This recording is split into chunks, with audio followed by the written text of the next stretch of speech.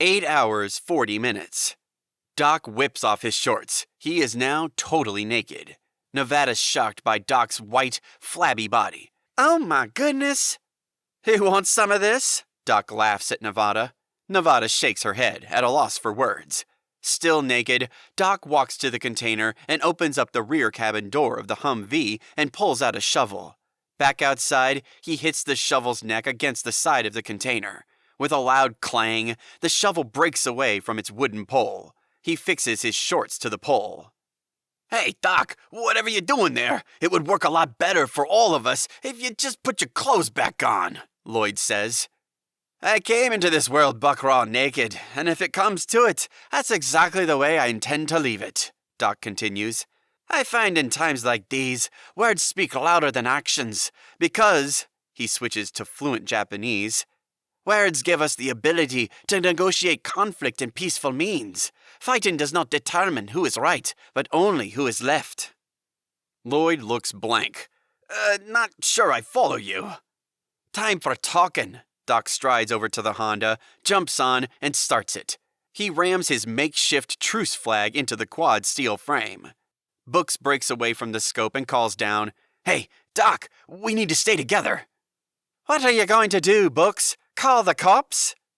"You're risking your life out there," Books yells. Doc revs the quad hard. The engine is loud. He brings his hand up to his ear and makes it out that he can't hear what Books is saying. He grins, shakes his head, shrugs, then takes off toward the Japanese convoy. "Shouldn't we stop him or something?" Lloyd watches Doc ride out. Books returns to his sniper's scope. He's made his choice. The Japanese interrupt their wild debate. Something from the American container heads towards them. It is a naked Doc on the quad bike. As he speeds along, his white shorts truce flag flutters above his head. The Japanese team erupts in another heated exchange. Some of them raise their guns at Doc's quad, which is now only 1,000 yards away. Doc slows down the quad, then stops it. He stands on the Honda's seat. He pulls the truce flag out of the quad's frame and waves it at the Japanese. Books puts down his rifle. In one quick movement, he jumps off the container roof, lands, rolls, recovers, then sprints into the container. He grabs 2 mortars and heaves them onto the salt pan.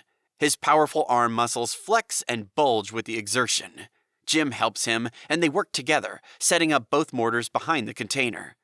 "Hey, Books, give it a rest. Doc's out there doing the talking now. It's called peaceful negotiations, right?" Lloyd asks, but he looks unsure. "If I agreed with you, we'd both be wrong." Books nods toward the mortars. "You okay with these?" he asks Jim. "Just shout down the numbers, son." Books runs back into the container and shouts at Matt and Jedi. "In here, now!" He throws a folded canvas sheet at Jedi. "Lay this down for me, outside." Jedi does what he's told. Books and Matt gather weapons and ammunition. Cutter and Nevada help. They ferry the deadly load outside and rest it carefully on the protective sheet. Books stands next to the weapon, and he calls out, "Okay, gather round." His jaw is locked solid, his brow taut, his presence menacing. This is not about protecting yourself. This is about protecting each other. Trust each other and stand together. That's all I ask of you. It's time. Sophia watches from the top of the container. Lloyd still grimaces from the sidelines. "Time for what?" Matt asks. "Time to fight or run." "So I'm guessing we're not running?" Books doesn't reply, but picks up an M16. He demonstrates. Uzis and M16s. Same action. Load here, pull back here to arm. Hold close in. Books puts the M16 firmly up to his shoulder as he continues. "Short bursts only. Take the one that feels right for you." The Americans look over the pile of weapons. One by one, they step forward and select a weapon of their choice. Nevada hangs back. Books sees it and asks her, "How you doing?" "I gotta pee." Books nods. He reassures her. "I'll do my best for you." He picks up a pump-action shotgun and tosses it to Nevada. She catches the weapon. "Sure you will, Books," she says, then goes to the far side of the container to relieve herself. Books tells Matt, "Like I said, move that Humvee out, now!" Matt runs back into the container. Books issues more commands. "Okay, partner up. Defend each other. Nothing else matters now." He's raised the stakes. The Americans nod back, unsure and frightened. Shit! Shit! Shit! Cutter's not happy. The Americans partner up with each other. Lloyd watches on, then sits down and rests against the container. He shakes his head. This is bullshit! Total fucking bullshit! Books marches over to Lloyd and offers him a pistol. Lloyd looks away. He drops the pistol at Lloyd's feet. If you change your mind. I told you, Books! I want no part of this insanity! Lloyd kicks the pistol away. It's your life. And you're fucking risking it!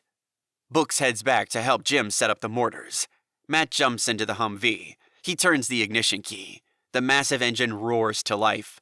Clouds of smoke billow from the Humvee's huge twin exhausts. He crawls the Humvee out of the container and parks it close to the mortars. Talk to me, Books calls up to Sophia. Doc's stopped. The Japanese are driving toward him. How far out? Maybe a mile now? Wait, Doc's moving. He's heading toward them. Keep me posted. Okay, so far, so good, I think. Sophia does not sound convinced. The Japanese and Doc converge. They are now only 500 yards apart. They both slow down. The Japanese are nervous. They still quarrel among themselves.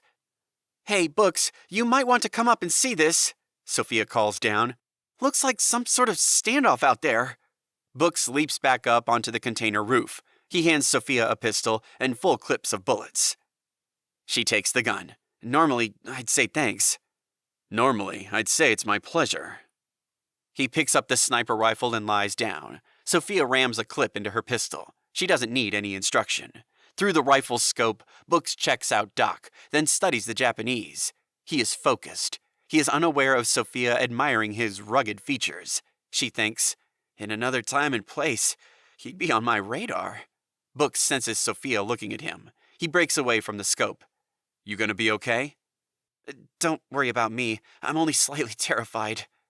It's not just you I'm worried about. We'll be okay. Books stares at her. She feels he is looking right into her soul. Sophia looks away, unsure. You're first? He asks. Yeah. Happy for the distraction, she nods then. You have kids? He shakes his head. One day. Maybe. I want a family. I need them to feel... She stops as she searches for the right word. That no one else ever gets left alone. He lets her talk. She drops her gaze. She focuses on a small chip in the paintwork on the container's roof. She picks at it. I lost my folks when I was 8, Sophia whispers. We were in a car accident. A DUI. We managed to walk away from the crash. Me, with no parents. The drunk with no car. I'm... Sorry? Don't be. It defined me. And what are you, Books? That's kind of a work in progress. Books turns his attention back to the scope. Doc and the Japanese have both come to a halt and are now only 50 yards apart. Doc raises his hands above his head. The Japanese are now frantic. They continue to shout out warnings. Doc shouts at the Japanese. Steady as she goes, boys. He gets off the quad. There's no honor in killing an unarmed man. He raises his hands, then turns his naked body around slowly for the Japanese to see he carries no weapons. Some Japanese cock their guns. Books and Sophia continue their lookout. What do you think? Sophia asks. I think he's about to die. Books' priorities change, and he dismisses Sophia. I need you on those mortars, right now, and keep low. Sophia nods. She crawls along the container roof, climbs down, and joins Jim, Jedi, and Cutter. Give me some good news, Cutter says. There isn't any. I was afraid you'd say that. Matt and Nevada cower behind the Humvee. What's Doc up to? Matt calls over. He's trying to talk to them, Sophia says. And? Well, and he's still alive. He's a fucking madman. He should be here. At least we got a lump of steel between us and them. Matt points to the container that they all hide behind. Doc reaches down to the base of the quad. His movements are measured and deliberate. He places a hand on the bottom of the flagpole and tries to yank it free from the quad's frame. It refuses to move. Some Japanese think Doc is reaching for a weapon and yell at Doc. He strains to release the pole. The Japanese warning shouts become more urgent. Doc works on releasing the flagpole. He mutters to himself. Calm down, you sons of bitches. Calm the fuck down. The Japanese woman has had enough. She makes her move. She shoves her teammate out of the way and takes control of the Japanese Humvee's M2. The huge mounted machine gun dwarfs her. Book sees her move. He lines up the crosshairs of the sniper rifle scope onto the Japanese woman's chest. The Japanese woman lines up Doc in her sights. She pulls the trigger and blasts at Doc. The noise of the bullets leaving the gun's chamber is deafening. She can't control the powerful weapon. Bullets spray everywhere. The rest of the Japanese run and duck for cover. "Stop! God damn you!" Doc panics. Bullets whiz and zip all around him. He realizes he's in serious trouble. He jumps on the quad and tries to start it. A stray bullet hits the quad and disables it. The quad's engine turns, but fails to fire up. Doc keeps trying. He shouts at the quad, Come on now! Start, you son of a bitch!" Books pulls the trigger on his sniper's rifle. A loud boom erupts as the high-velocity bullet blasts out from the gun's barrel and heads directly toward the Japanese woman. His bullet lands short and ricochets off the Japanese Humvee's steel side. A small piece of shrapnel hurtles forward and hits the Japanese woman's left hand. The shrapnel slices through and detaches her little finger, which spirals skyward. Small droplets of blood spray from its small severed stump as it spins through the air. The Japanese woman screams out, but not in pain but in anger, because she has failed. Books is ice cold. He adjusts his scope expertly. He reloads the rifle, aims, slows his breathing down, and fires again. Another boom as the second bullet leaves the gun's barrel. The Japanese woman jumps off the Humvee. The incoming bullet misses her, just barely. She has another chance. She runs toward a cowering teammate and snatches his Uzi submachine gun. Doc is desperate. He shouts to himself, "Big mistake time, Doc!" He keeps his finger on the quad's start button and screams at the immobilized quad. "Start, you fucker!" The Japanese woman cocks her Uzi and runs at Doc. She lets out a war cry. Books reloads. He aims at the running Japanese woman. It's a difficult shot. He pulls the trigger. Boom! His third bullet skims past the Japanese woman and smashes harmlessly into the salt pan floor 100 yards behind her. The Japanese woman stops 20 yards short of Doc. She pulls up and holds the machine gun's trigger. A stream of bullets heads towards Doc. One skims his neck. Blood squirts from his wound.